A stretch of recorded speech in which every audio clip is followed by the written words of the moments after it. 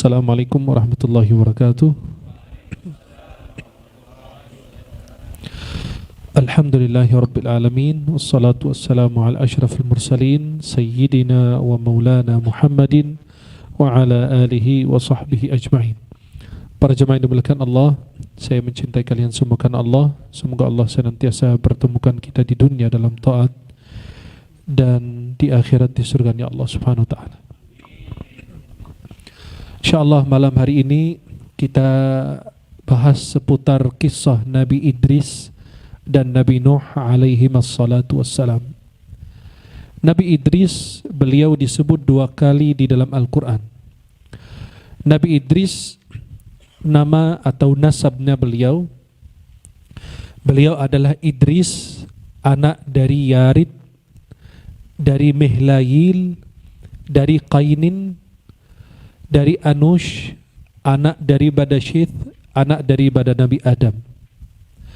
Orang Ibrani menyebut namanya Khanuh atau Akhnuh. Dan beliau lahir di masa hidup Nabi Adam. Karena Nabi Adam sudah usia beliau sekitar 1000 tahun atau kurang sedikit. Nabi Adam melihat beberapa generasi dari keturunan beliau. Maka Nabi Idris ini, kalau kita lihat nasab beliau, anak yang kelima daripada Nabi Adam, keturunan kelima. 5 keturunan beliau bisa menyaksikan mereka. Dan beliau mendapatkan Nabi Adam ketika Nabi Adam usia beliau 308 tahun. Atau dinyatakan masih Nabi Adam sisa dari usia beliau sekitar 308 tahun. Maka Nabi Idris lahir sisa dari umur Nabi Adam sekitar 308 tahun. Beliau lahir di Babylon atau disebut di Babil di Irak. Dan beliau menetap di Mesir. Beliau itu dianugerahkan nubuwah, kenabian oleh Allah Subhanahu wa taala sesudah wafatnya Syith alaihi salam, anak Nabi Adam. Dan beliau diutus kepada keturunan keturunan Qabil, anak daripada Nabi Adam alaihissalam. Dan Allah Subhanahu wa taala menyebutkan beliau bahwasannya beliau ini orang yang jujur. Dalam surat Maryam ayat 56, "Wadhkur fil kitabi Idris innahu kana siddiqan nabiyya." Allah menceritakan dalam Al-Qur'an tentang Nabi Idris, seorang yang sangat membenarkan dan seorang nabi. Kemudian beliau mengajak kepada segala kebaikan dan melawan segala kerusakan di muka bumi pada saat itu. Dan beliau memakmurkan bumi, dan beliau ini diikuti oleh sebagian orang. Pengikutnya sebagian, enggak banyak seperti nabi-nabi yang lain. Maka Nabi Muhammad pernah melihat bahwasannya ada seorang nabi, pengikutnya cuma 1 orang. Dan ada seorang nabi sendirian masuk surga. Gak ada satupun yang beriman kepada beliau. Ada seorang nabi yang masuk bersama 1 orang. Ada yang berdua, ada yang bertiga, ada yang berempat. Yang paling banyak masuk surganya Allah Subhanahu wa taala adalah umat Nabi Muhammad sallallahu alaihi wasallam. Beliau yang beriman kepada beliau itu sangat sedikit.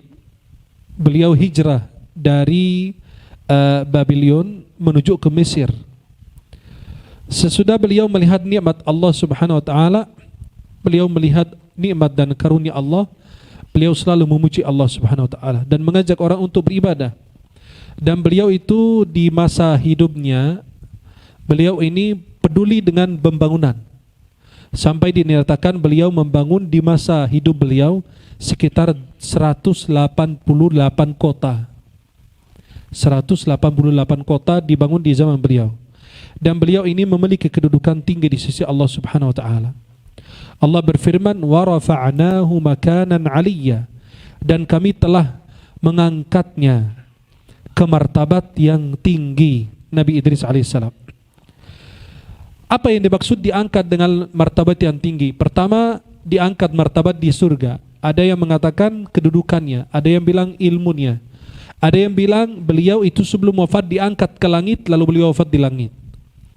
Dan beliau dikatakan beliau wafat di bumi, kemudian beliau diangkat ke langit. Wallahu a'lam bishawab.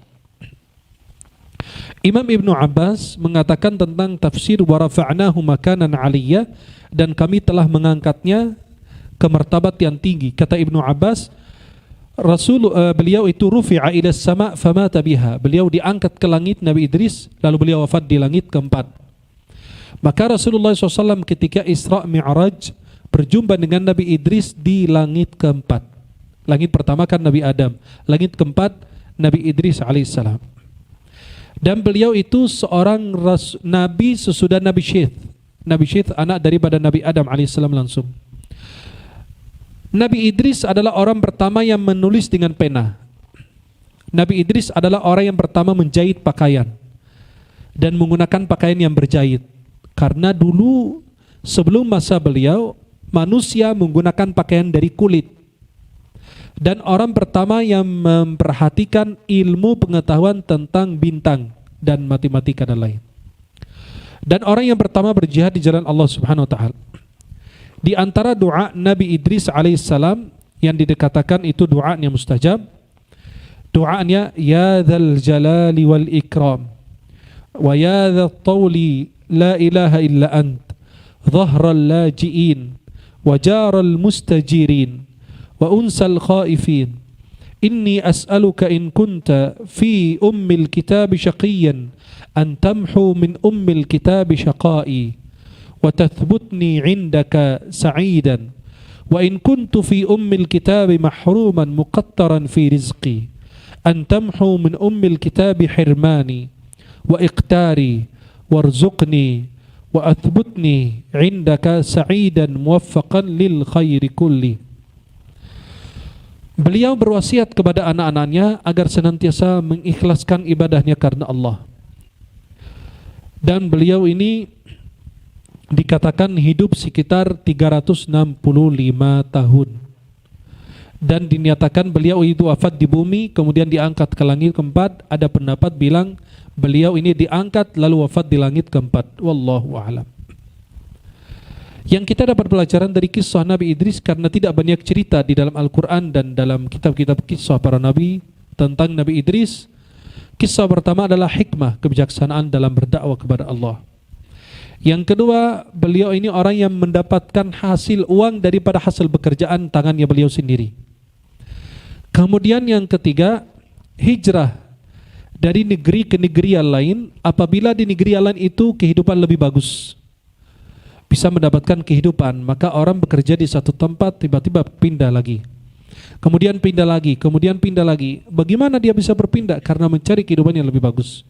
Dan itu dianjurkan, tidak dilarang dalam agama Islam untuk Anda mencari tempat yang lebih bagus, pekerjaan yang lebih bagus selama halal. Ada yang gajinya 2 juta, mau cari yang 10, alhamdulillah. Mengapa tidak? Selama halal. Ya, ada yang berusaha dapat gaji 49 juta, pas rapat tidur. Ada begitu juga. Maka gimana caranya? Kebanyakan hamba Allah berusaha mencari tempat kerjaan yang lebih bagus, maka boleh kita berpindah dari tempat ke tempat untuk menyebarkan dakwah, untuk mengajarkan kebaikan, untuk bekerja mendapatkan penghasilan yang bagus. Kemudian para jamaah yang dimuliakan Allah, kita harus meyakini bahwa iblis ini hasud, dengki kepada makhluk dan orang-orang yang saleh. Dan iblis itu tidak suka kalau manusia itu dalam kebaikan. Buktinya kalau orang lagi sholat itu banyak was-wasnya, betul? Ada yang khusyuk tidak? Ada yang khusyuk? Ada insya Allah. Tapi biasanya orang kalau lagi sholat was-wasnya macam-macam. Antum harus senang, bukan sedih. Kenapa? Karena antum dalam kondisi sholat banyak was-was dari iblis. Kalau sholat antum gak diterima, buat apa iblis was-was buat antum? Berarti iblis sudah paham bahwa ini sholat ini mungkin diterima, maka dia godain kita. Tapi dia kayak ada benang gitu antara kita dan iblis. Dia pas kasih pegang ujungnya, udah diseret sama ditarik sama kita. Dikasih ujung cerita, kita yang ngikutin ceritanya. Dompet, dia cuma kasih dompet, ikutin. Oh dompet mana tadi ya? Tadi kan itu ikutin ceritanya. Maka dia udah tahu bahwa salat ini diterima, maka dia godain kita. Kalau salat antum nggak diterima, dia nggak bakalan godain. Betul? Dia menggodain kita karena dia tahu ini salat ini diterima, maka dia berusaha mengkat salat tersebut. Maka ketika dikasih cerita, ini kunci motor di mana tadi? Hah? Kunci motor di mana? Udah digantung, aman. Ya, baru yang cek tadi, baru lihat kunci motor. Ada nggak gitu ya? Maka dia kasih ujung ceritanya aja, kita ikutin. Ada yang bilang, wah dompet ketinggalan, jangan-jangan dilihat sama istri nanti. Itu dia kasih ujung cerita aja, kita ikutin aja sampai habis ceritanya. Tiba-tiba lupa ini rakaat ke-5 apa ke-6, ke-4 apa ke-7. Maka iblis ini selalu memusuhi orang-orang soleh, orang baik.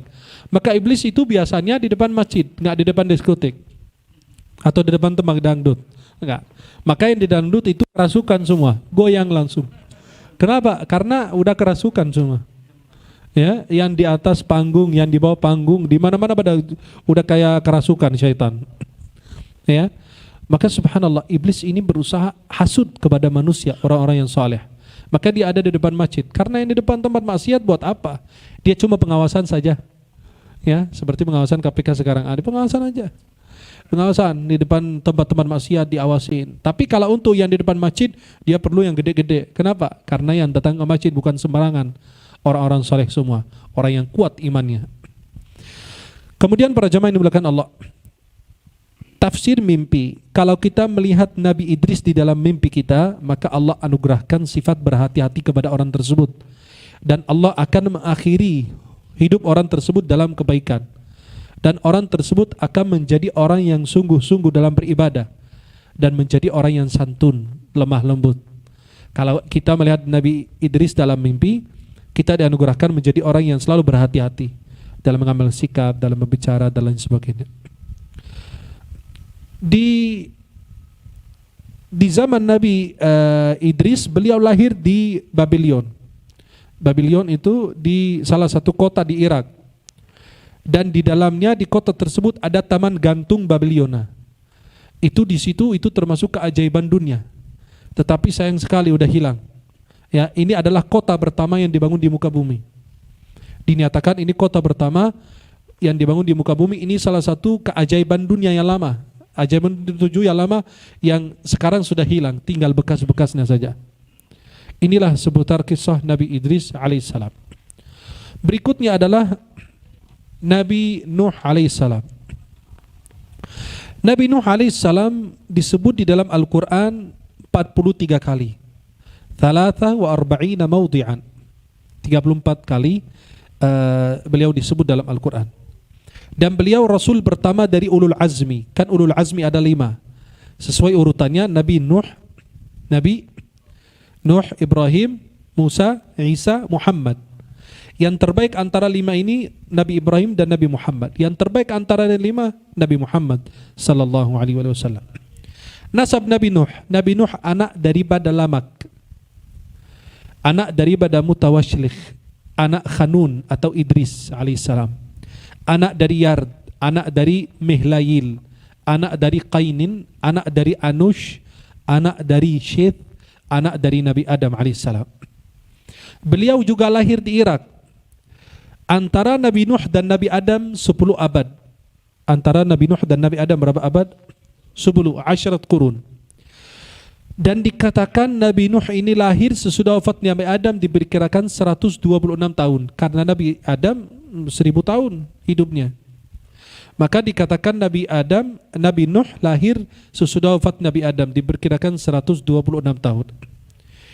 Ibnu Hibban meriwayatkan bahwasannya ada seseorang yang bertanya, "Ya Rasulullah, Anabiyyun kana Adam?" Apakah Adam itu nabi? Kata Rasulullah, iya. Kemudian orang tersebut bertanya kepada Nabi Muhammad, "Berapalah tahun antara Nabi Adam dan Nabi Nuh?" Kata Rasulullah, 10 qurun, 10 abad. Di zaman kaum Nabi Nuh alaihissalam mereka menyembah berhala. Dan itu pertama kali disembah berhala di muka bumi di zaman Nabi Nuh alaihissalam. Berhala di zaman Nabi Nuh ada 5. Sebenarnya ini orang-orang saleh dulu. Ya, nanti kita sebutkan nama dan ceritanya. Yang pertama Wad, yang kedua Suwa', yang ketiga Yaghuth, yang keempat Ya'uq, yang kelima Nasr. Dan Allah Subhanahu wa taala sebutkan dalam Al-Qur'an surat Nuh ayat 23. Wa qalu la tadharunna alihatakum wa la tadharunna waddan wa la suwa'a wa la yaghutha wa ya'uqa wa nasra. 5 orang salih. Mereka orang-orang salih yang sesudah wafat mereka, iblis datang kepada mereka dan bilang, ayo kita ingat kenangan-kenangan orang baik dulu. 5 orang salih ini, ayo kita bikin patung aja. Kita bikin patung di tempat mereka biasa duduk, biar kita ingat.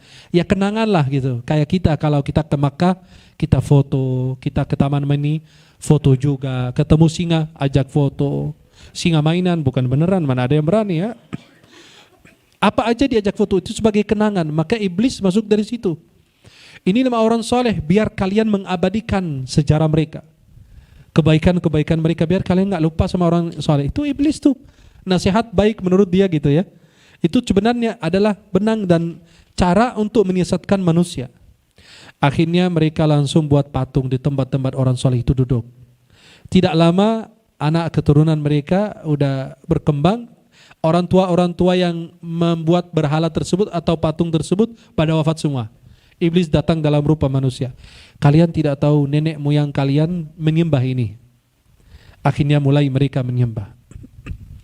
Maka dalam Sahih Imam Bukhari dari Ibnu Abbas, saratul awthan allati kanat fi qaum Nuh fil Arab ba'du. Ya, ternyata itu warisan dari zaman Nabi Nuh ada di kaum Nabi Muhammad. Ya, atau di kaum Nabi Nuh terus berlanjut sampai orang Arab. Maka setiap suku punya berhala sendiri. Yang pertama Wad. Ini mereka punya berhala Wad untuk kalbin bidaumatil jandal. Dan Suwa' itu li Hudzail, suku Hudzail. Yaghuth untuk Mirad atau Murad. Li Bani Ghutaif. Dan mereka ada di Sabah. Ya'uq Hamadan, Nasr Himyar. Dan ini orang-orang soleh yang kita jelaskan tadi. Kemudian tidak lama sesudah mereka buat patung mengingat kepengenangan mereka, mereka akhirnya disembah. Maka itulah godaan daripada iblis. Kemudian para jemaah yang dimuliakan Allah, maka mereka ini kaum Nabi Nuh alaihissalam telah menzalimi diri mereka sendiri. Mereka meninggalkan ibadah kepada Allah dan ternyata menyembah berhala yang sama dengan makhluk. Bahkan berhala itu tidak bisa mendengar, tidak bisa lihat, tidak bisa memberi apapun, dan tidak bisa menghilangkan mudarat dan mendatangkan manfaat. Kemudian bahkan ketika Nabi Nuh alaihissalam diutus untuk mereka itu menghina Nabi Nuh. Bahkan mereka mencela Nabi Nuh, mereka minta agar Nabi Nuh diusir dari tempat tinggal mereka. Nabi Nuh berusaha menasihati mereka, ternyata mereka tidak bisa. Nabi Nuh diutus untuk mereka sesudah usia beliau 50 tahun. Dan ada yang mengatakan bahwasannya Nabi Nuh itu diutus sesudah usia beliau 480 tahun. 480 tahun beliau baru diutus. Ada yang mengatakan 50 tahun. Beliau bersungguh-sungguh menasihati mereka, mengajak mereka untuk beribadah kepada Allah dan meninggalkan menyembah berhala. Dan beliau mengajak 950 tahun ngajak mereka. Wa ma amana ma'ahu illa qalil. Yang beriman cuma sedikit. Dikatakan yang beriman paling sedikit yang beriman kepada Nabi Nuh 6 orang. Paling banyak menurut ulama tafsir 80 orang. 950 tahun ngajak kaumnya masuk menyembah Allah, mereka menolak. Bayangkan, setiap tahun dapat berapa orang gitu ya? 950 tahun. Anggaplah setahun dapat 1 orang. Ya Allah, 5 tahun dapat 1 orang, 10 tahun dapat 1 orang. Bayangkan. Maka sekarang kadang-kadang ustadz itu pengikutnya atau zamannya 1-2 orang gelisah dia. Tapi Nabi aja udah 950 tahun. Kadang-kadang wah ini jamaahnya kok gitu-gitu lagi. Enggak, udah kita enggak ngaji lagi katanya. Nabi Nuh enggak, tetap bersabar dan mengajak mereka untuk mendekat kepada Allah.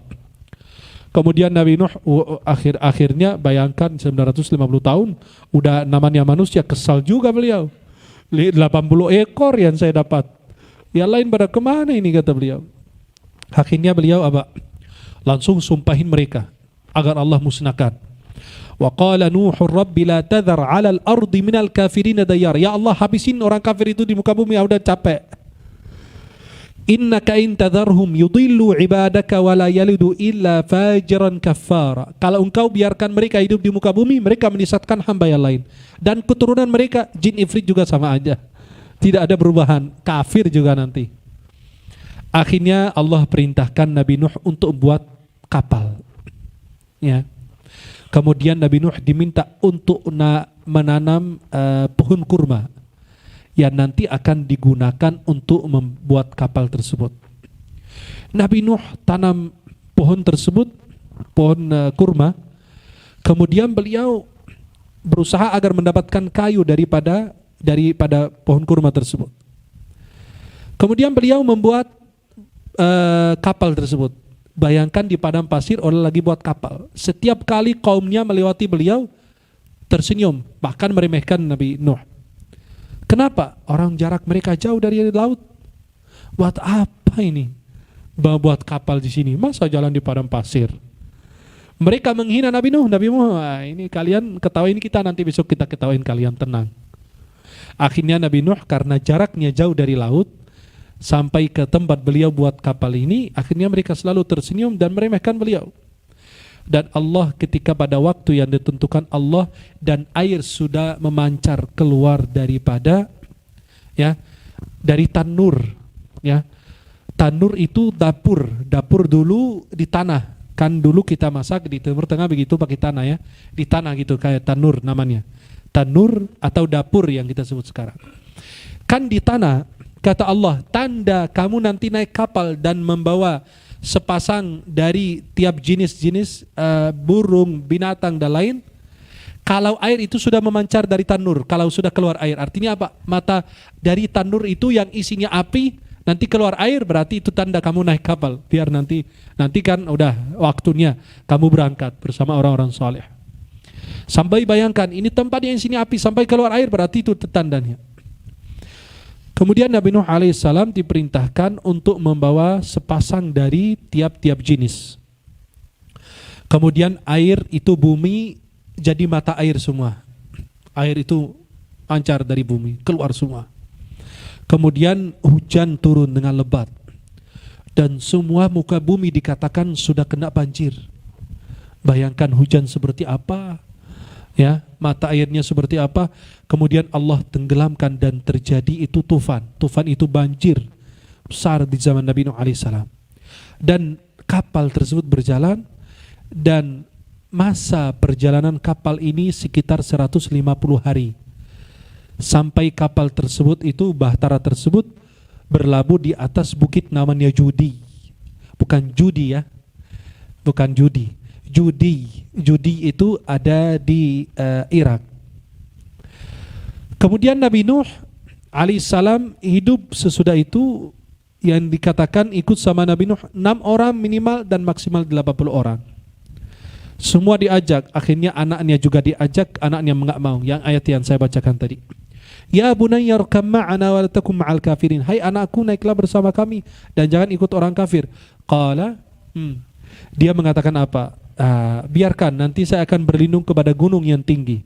Kata ayahnya, la asimal yauma min amrillahi illa man rahim. Tidak ada yang bisa menyelamatkan kamu daripada murka dan marah Allah pada hari ini kecuali yang dirahmati Allah. Artinya naik bersama Nabi Nuh alaihissalam. Wa hala bainahuma al-mawju fakana minal mughraqin. Akhirnya dia tenggelam. Namanya Kan'an, anak Nabi Nuh alaihissalam. Akhirnya tidak bisa diselamatkan. Walaupun dia seorang anak Rasul, hidup di bawah atap rumah seorang Rasul, tapi tidak membawa perubahan buat dirinya, maka Allah tidak merubahnya, maka dia tenggelamkan. Dan istri Fir'aun, karena membawa perubahan dalam dirinya, walaupun dia istri daripada seorang penguasa yang mengatakan, aku ada Rabb kalian yang tinggi, tapi karena dia bawa perubahan, maka dia berubah menjadi wanita yang ahli surga. Maka jangan selalu menyalahkan lingkungan, keluarga, saudara, orang tua. Tidak. Kalau kamu dimanapun beramal soleh, beramal soleh. Orang di Amerika juga bisa sholat, ibadahnya rajin, menjaga diri dan lain. Di banyak negara, apalagi kan di negara Islam kita, alhamdulillah aman, nyaman, kita ibadah. Mereka di sana tantangannya luas, besar, tapi mereka bisa menjaga dirinya. Maka pahala mereka lebih besar dengan kita. Kenapa? Ya, orang yang banyak tantangan makin besar pahalanya. Kemudian para jemaah yang dimuliakan Allah, dikatakan panjang kapal Nabi Nuh itu sekitar 300 hasta, dhira'. dan lebarnya 50 hasta dan tingginya 30. Dan pintu kapal tersebut seluas lebarnya sekitar 50 hasta. Ya, di atas 40 meter lah. Ya. Kemudian kapal tersebut ada 3 tingkat. Tingkatan pertama untuk binatang, tingkatan kedua untuk manusia, tingkatan ketiga untuk burung. Ya, karena harus bawa sepasang biar nanti kalau turun ya bisa berkembang. Nanti kalau bawa yang laki semua, jantan atau betina, ya terus kalau nggak ada sepasangnya gimana nanti? Maka beliau bawa sepasang dari setiap jenis-jenis yang ada. Ayam bawa ya 2 jenis. Ya, kambing bawa yang jantan dan betina bawa, sapi bawa, kerbau bawa. Kenapa? Biar berkembang. Kalau enggak ya enggak berkembang. Ya. Maka Allah selamatkan Nabi Nuh alaihissalam bersama orang-orang yang soleh yang ikut bersama beliau sampai ketika kapal itu berjalan, beliau baca Bismillah ketika berhenti, majriha wa mursaha. Bismillahi majriha berjalan, Bismillahi mursaha artinya berhenti. Dan diriwayatkan yang pertama masuk dari burung ke dalam kapal tersebut burung bio. Ya, itu yang pertama masuk. Yang kedua dan terakhir dari binatang yang masuk keledai. Dan iblis masuk kapal itu ikut pegang ekor keledai itu. Dia ikut naik kapal juga tapi pegang ekor keledai masuk. Ya, ini binatang terakhir naik bersama Nabi Nuh di atas kapal tersebut.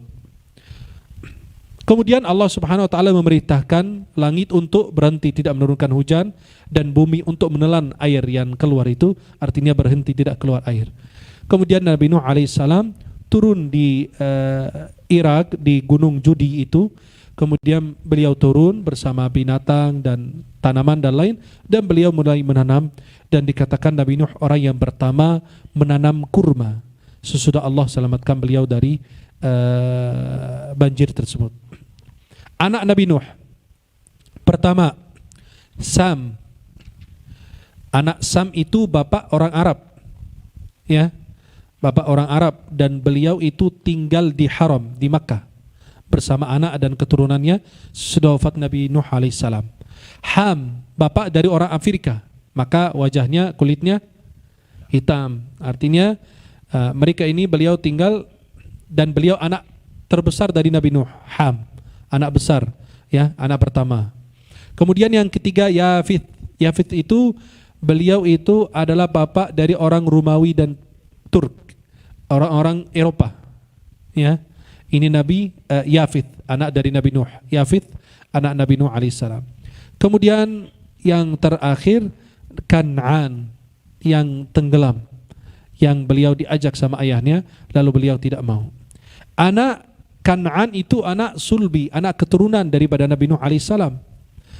Tetapi Allah Subhanahu wa taala katakan apa? Ya Nuhu innahu laisa min ahlik.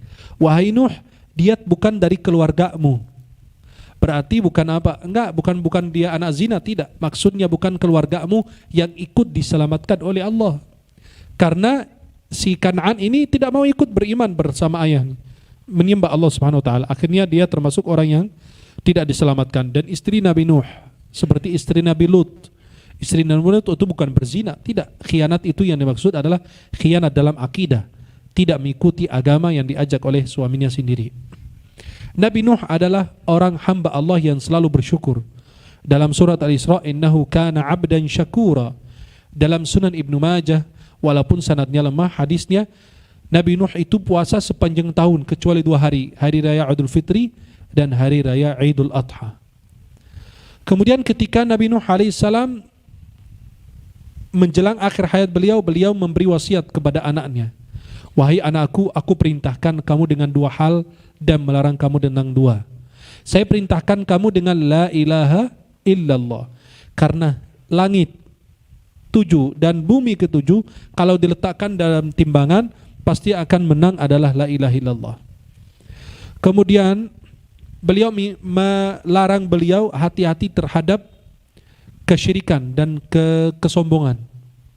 Karena kemusyrikan dan kesombongan itu adalah hal yang menghancurkan seluruh hamba Allah Subhanahu wa taala. Pelajaran dari kisah Nabi Nuh. Yang pertama, beliau menerima banyak siksaan daripada kaumnya, banyak gangguan dari kaumnya, tetapi beliau bersabar. Yang kedua, beliau itu mendapatkan tantangan besar. Istri dan anaknya sendiri nggak diselamatkan oleh Allah. Subhanallah. Itu tantangan besar. Kadang-kadang ini seorang dai besar tapi istrinya tidak selamat, anaknya tidak selamat. Kenapa? Itu tantangan besar. Bisa mengajak orang lain masuk surga, istri dan anaknya sendiri nggak bisa diajak. Maka sekarang tuh lihat, ada ustadz wafat, anaknya jadi artis, rusak akhlaknya, akidahnya. Kenapa? Ya karena subhanallah. Padahal banyak orang taubat sama tuh ustadz, baik sama tuh ustadz, berubah, hijrah. Tapi gara-gara anaknya sendiri rusak, nggak bisa diselamatkan. Dan sekarang banyak contoh-contohnya. Kemudian yang ketiga, seorang ayah itu selalu penyayang kepada anaknya, walaupun anaknya itu berusaha menolak ajakan ayahnya. Nabi Nuh tetap, ya bunayya arkam ma'ana, wahai anakku yang aku cintai, yang aku sangat cintai, naiklah bersama kami. Walaupun itu titik terakhir aja, tetap Nabi Nuh masih sayang. Kenapa? Seorang ayah tidak bisa meninggalkan anaknya dalam kesesatan. Kemudian yang keempat, ukhuwah wa bunuwatid din aqwa minan nasab. Persaudaraan dalam agama itu lebih kuat daripada persaudaraan nasab. Kadang-kadang kita punya saudara seketurunan, serahim, tetapi subhanallah tidak sekuat kita berhubungan dengan agama kita. Banyak orang yang lahir di dunia nggak punya saudara, tapi terasa saudaranya banyak. Ada orang lahir banyak saudara, tetapi terasa dia hidup sendiri. Ya. Kemudian yang kelima, semua para nabi dan rasul itu punya pekerjaan. Maka Nabi Nuh alaihissalam adalah orang tukang kayu yang pertama di muka bumi. Kan beliau buat kapal. Ya kalau nggak belajar ya nggak tahu caranya bagaimana bisa buat kapal. Maka setiap para nabi dan rasul ada pekerjaan. Kenapa? Islam selalu mengajak kita untuk bekerja. Kerja. Apa yang mau dikerjakan nggak tahu. Akhirnya kita kerjain orang. Atau orang lain kerjain kita. Akhirnya apa? Islam menyuruh selalu harus berusaha untuk bekerja. Karena orang yang bekerja itu selalu berusaha menghasilkan uang untuk dirinya, keluarganya. Tidak boleh hidup di dunia ini cuma begitu saja. Kalau antum hidup di dunia meminta-minta, itu apa? Seperti artis, seperti pemain bola, itu bukan pekerjaan, itu hobi. Maka seorang yang bekerja itu yang menghasilkan sesuatu untuk negara, membangun ekonomi, membuat usaha, itu boleh. Mau artis, mau apa, selama baik, selama pemain bola itu bagus, tidak menjauhkan kita dari Allah, mengapa tidak?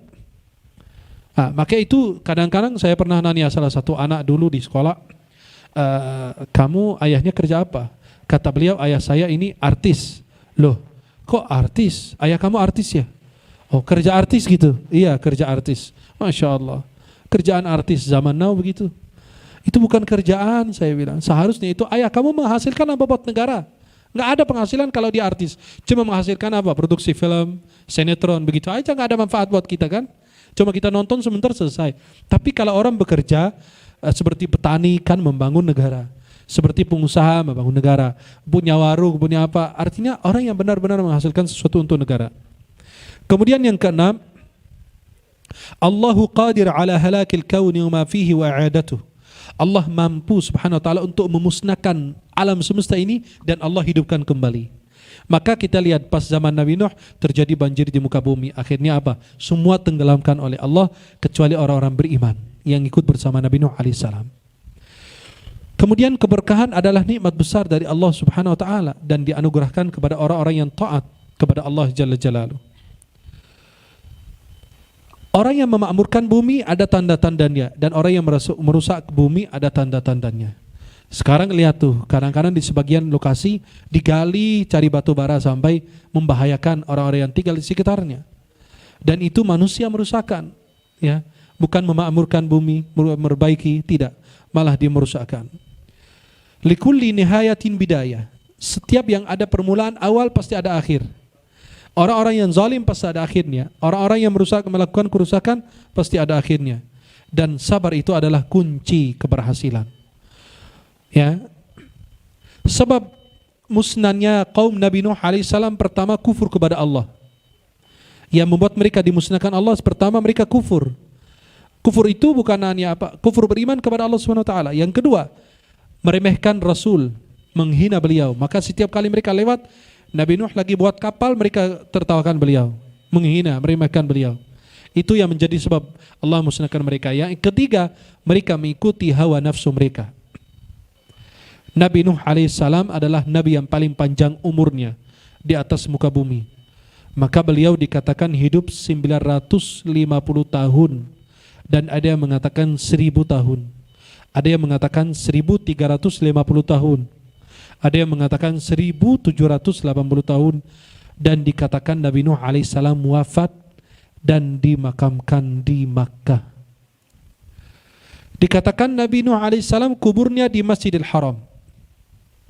Ya, dan ulama arkeologi mereka menemukan bekas daripada kapal Nabi Nuh berada di antara perbatasan Turki dan Iran. Mereka menemukan, sekarang kita lihat, mungkin sering lihat fotonya di internet. Itu ada peninggalan daripada kapal Nabi Nuh antara Turki dan Iran. Nabi Nuh alaihissalam adalah tukang kayu pertama di muka bumi. Beliau untuk membuat kapal di masa beliau menanam pohon kurma selama 90 tahun. 90 tahun saja untuk apa? Untuk menggunakan pohon kurma tersebut untuk membuat kapal. Nabi Nuh alaihissalam adalah bapaknya manusia yang kedua. Karena seluruh keturunan dari beliau. Kan bapak manusia yang pertama adalah Nabi Adam, kemudian yang kedua Nabi Nuh. Karena semua orang dimusnahkan, kemudian keturunan dari beliau, jadi semua keturunan dari Eropa, orang Arab, dari mana? Semua daripada anak Nabi Nuh alaihissalam. Sam, Ham, Yafith, dan Kan'an kan wafat, dia mati dalam keadaan kafir. Dan orang yang naik, dikatakan orang yang naik bersama Nabi Nuh di kapal nggak ada keturunan. Maka semua keturunan manusia kedua, bukan dari Nabi Adam pertama, yang kedua dari Nabi Nuh. Artinya Nabi Nuh bersama 80 orang itu nggak punya keturunan, nggak punya keturunan nanti. Ya, yang punya keturunan adalah Nabi Nuh alaihi salatu wassalam. Dikatakan yang naik kapal bersama Nabi Nuh menurut ulama minimal 6 orang dan maksimal 80 orang. Dan ada satu kampung pertama yang dibangun oleh Nabi Nuh sesudah terjadi banjir besar di negeri Jazirah, dinamakan Suq Thamaniyah. Suq itu pasar, Thamaniyah itu 8.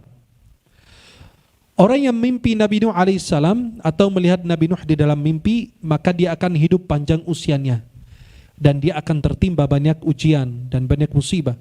Bahkan dia akan mendapatkan banyak kesulitan yang dihadapi dari orang-orang yang lain. Lalu dia akan dimenangkan oleh Allah. Artinya banyak orang-orang yang dengki, hasad, iri, berbuat jahat sama dia, tetapi dia akan dimenangkan oleh Allah SWT. Dan ada yang mengatakan kalau ada yang mimpi Nabi Nuh, bahwasannya dia adalah orang yang alim, sungguh-sungguh dalam ibadah, dan Allah menolong dia untuk menghadapi musuh-musuhnya. Dan ada yang mengatakan kalau ada yang mimpi Nabi Nuh alaihissalam, berarti pada tahun itu akan terjadi hujan sebanyak-banyaknya. Kenapa? Karena Nabi Nuh di zaman beliau terjadi banjir besar di masa Nabi Nuh alaihi salatu wassalam. Wallahu ta'ala a'la wa a'lam bis-shawab. InsyaAllah di pertemuan yang akan datang kita akan antara pembahasan tentang Nabi Hud atau atau kemungkinan kedua membaca qasidah Al-Burdah, salawat kepada Nabi Muhammad SAW. Nanti kita akan jelaskan qasidah Al-Burdah itu apa, yang selalu kita dengar, Maulaya salli wa sallim daiman abadan ala habibika khairil khalqi kullihim. Maulaya salli wa sallim daiman abadan ala habibika khairil khalqi kullihim. Nanti insyaallah kita akan baca qasidahnya dan kita akan perkenalkan siapa Imam Busairi dan sebab beliau membuat qasidah itu apa. Dan ini qasidah sebab sesudah Imam Al-Busairi disembuhkan, dikasih burdah, jubah Nabi. Karena sudah dikasih jubah Nabi, beliau disembuhkan oleh Allah, beliau membuat qasidah ini. Nanti insyaallah kita akan baca bersama-sama dan semua yang hadir kita akan kasih sanad qasidah Al-Burdah sampai Imam Al-Busairi. Silakan ajak saudara, teman, siapa untuk ikhwan semua. Nanti yang mau ngajak insyaallah kita akan fotokopi qasidahnya, kita baca bersama-sama. Selepas baca nanti kita akan bagikan sanad dari guru-guru saya sampai Imam Al-Busairi yang membuat qasidah Al-Burdah tersebut. Mudah-mudahan pertemuan kita ini mendapatkan manfaat dan rahmat Allah Subhanahu wa taala, dan mudah-mudahan Allah senantiasa merahmati kita semua dunia dan di akhirat. Amin ya rabbal alamin. Wallahu taala a'la wa a'lam bissawab.